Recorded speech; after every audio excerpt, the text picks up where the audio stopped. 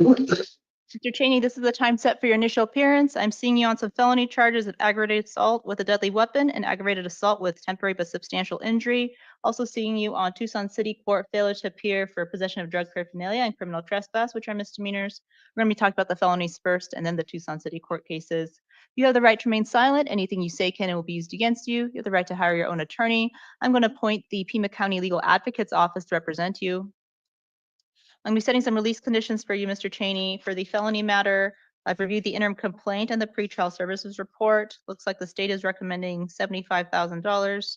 Mr. Poston, anything further to add?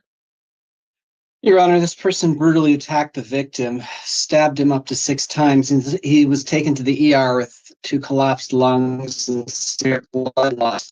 At the slightest, this person is still alive. This may be turning into a murder charge. He's an NVCA, yes, and he's a 6 and he's 5. There is no conditions under which this person being released from immunity bond. It does not pose a risk. Thank you. Thank you, Mr. Poston. Ms. Raybon? Thank you, Your Honor. Yeah, I'd just like to know my client's young age. He is 20 years old. And also, I'd like to note that, you know, we're charging the offense that has occurred, and the victim in this case is not deceased. The victim is still alive in this case. And my client has no prior felonies on record that I noted. And so I think in this case, honestly, a bond of, you know, maybe 10,000, 20,000 would be more appropriate than the 75. All right, thank you both counsels.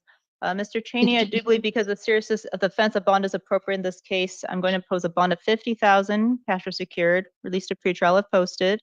No drugs, no alcohol, no firearms, monitoring and treatment as directed by pretrial, no contact whatsoever with the alleged victim, and do not return to the incident location. Mr. Cheney, your next court date in the felony matter is going to be March 6th at 1:30 p.m. for a preliminary hearing. That date may or may not go, so keep in contact with the attorney, especially if you post bond. It's up to you to make sure you show up for that court date or a warrant can issue for your arrest. And then as to the Tucson City Court matter, sir, these are failures to appear. So I'm going to I'm going to release you on your own recognizance for that one, on your own promise to appear for your next court date. No drugs, no alcohol, no contact with the victims, do not return to the incident location. I am going to appoint the city public defender's office to represent you. However, since you're being held on the felony matter, your next court date for the city court stuff is going to be April 18th at 9 a.m. in front of Judge Verena. If you postpone or you're released by then, it's up to you to make sure you show up to court again, or a warrant can issue for your arrest. You understand all that, sir? Yes, ma'am. Thank you. You're excused for today. Yeah, welcome. It's your next court. Thank you. Yep. Ajay?